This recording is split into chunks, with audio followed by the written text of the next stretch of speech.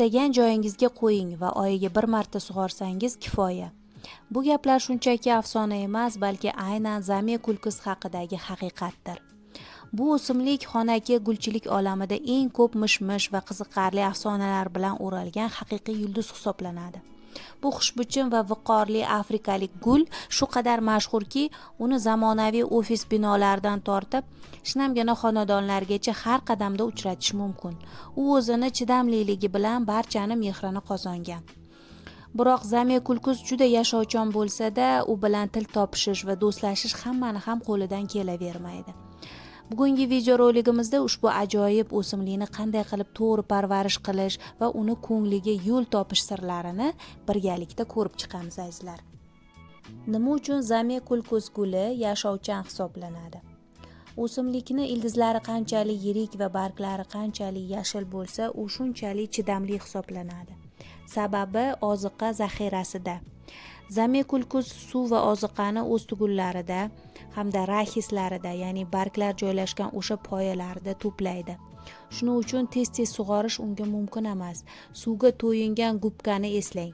U qurimaguncha o'ziga yangi suvni jismonan qabul qila olmaydi. Bu gubka Zamekulkusning ildiz tizimidir.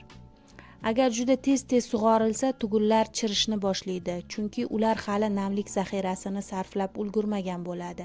Shu sababli o'simlikni faqat tuproq to'liq qurigandagina sug'orish kerak.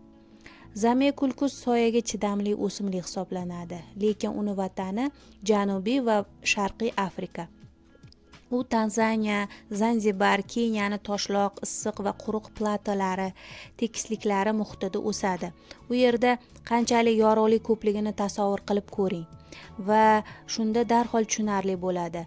Zamekulkusga qancha ko'p yorug'lik berilsa, u shunchalik faol o'sadi. Bunda buta tarqalib ketmaydi va har tomonga qarab cho'zilmaydi. Bu albatta ko'plab gulchilarni shikoyatidir. Zamekulkusni kamdan kam faqat tuproq to'liq qurigandan keyin sug'orish kerak. Tuproq quriganligini ham vazni bo'yicha u yengillashib qoladi. Ham bosganda tuvayni qisirlashi bo'yicha aniqlash mumkin. Quruq tuproq chitirlay boshlaydi.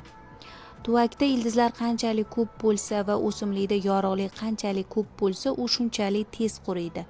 Sug'orishda tuvakni butun perimetri bo'ylab taglikda suv ko'ringuncha mo'l-ko'l qilib sug'orish kerak bo'ladi. Taxminan 15 daqiqadan so'ng bu suvni to'kib tashlash mumkin. Agar siz Zamekulkusni uzoq vaqt sug'ormasangiz yoki juda kam miqdordagi suv bilan sug'orsangiz, u ham kasallanishni boshlashi mumkin. Ildizlar qurib qoladi, keyingi sug'orishda esa chirishni boshlaydi. Shuning uchun o'simlikni mo'l, lekin kamdan kam sug'oring. Uni chirishni boshlaganlik belgilari quyidagilar bo'lishi mumkin. Tuvakdan uchayotgan mayda pashshalar, ya'ni mo'shkalar, birin-ketin sarg'ayotgan barglar, aynigan kartoshka hidi, chirayotgan tugullar aynan shunday hidlanadi. Agar shunga o'xshash biror narsani sezib qolsangiz, zudlik bilan ildizlarni tozalang va o'simlikni qayta o'tkazing. Agar buzilgan tugullar ko'p bo'lsa, yangi ildiz o'stirgandan ko'ra o'simlikni qaytadan ildiz orttirish osonroq bo'ladi. Yuqorida aytganimizdek, Zamekulkusni vatani Afrika. U yerda yorug'lik juda ko'p. Bizda esa u faqat bir sababga ko'ra soyaga chidamli deb hisoblanadi. O'simlikni xonaning ichkarisiga qo'yishadi va u yerda norozilik belgilarini ko'rsatmasdan juda uzoq vaqt turadi. Lekin aslida Zamekulkus shu paytda o'layotgan bo'ladi. Faqat juda sekin. Yorug'lik yetishmasligini o'ziga xos belgilari bu uzun, har tomonga tarqalib ketgan barglar, yangi o'sishni yo'qligi, shular belgilar. Kuz 3 ta asosiy shartga rioya qilinganda yetarlicha tez o'sadi. Yaxshi yorug'lik, juda tor tuvak va to'laqonli oziqa. Va yana bir qiziq fakt. Zamekulkus qishda o'sishni to'xtatmaydi, chunki uni vatanida bu vaqtda aynan yoz bo'ladi. Agar siz yangi novdalar kuchsiz, barglari ingichka ekanligini sezsangiz, demak o'simlikka yo yorug'lik yoki oziqa yetishmayapti. Ko'pincha esa ikkalasi ham. Gulchilar orasida shunday gap bor. Agar qayta o'tkazishda siz Zamekulkusni yangi tuvakka osongina joylashtirgan bo'lsangiz, demak bu yomon tuvak. u bo'sh joyni mutlaqo yoqtirmaydi va juda oson chirib ketadi, ayniqsa noto'g'ri tuproqqa ekilgan bo'lsa. Zamekulkus uchun mos keladigan tuproq ko'plab mineral yumshatgichlar bo'lgan maksimal darajada yumshoq yer. Ya'ni unga tsialit, yirik qum, penastiklo, seramiz larni qo'shish mumkin.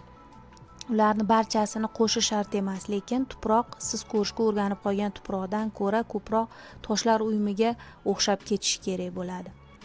Va hech qachon vermikulitni ishlatmang.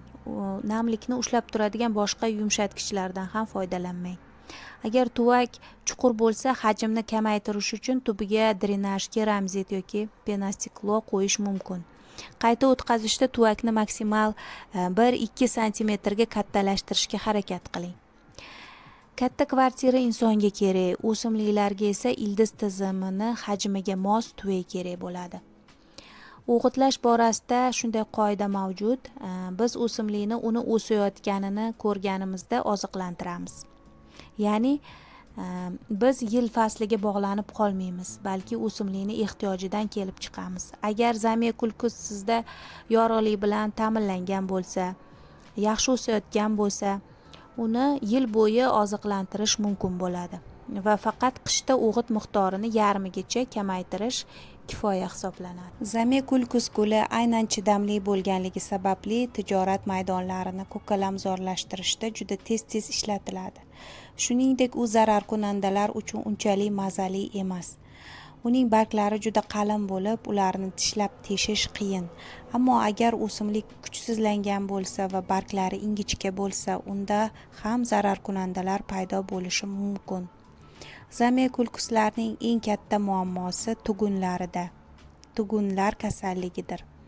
Ularni goh suvga bo'ktirib yuborishadi, goh aksincha juda kamdan kam yoki juda oz miqdordagi suv bilan sug'orishadi.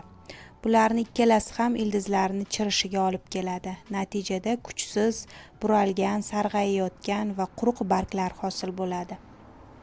Agar siz rahizlar, ya'ni barg poyalari asos qismida burishib qolganini ko'rsangiz, demak zudlik bilan to'g'ri sug'orishni yo'lga qo'yish kerak. O'simlik signal bermoqda, meni ildizlarim kasal. Zamekulkus haqidagi afsonalar.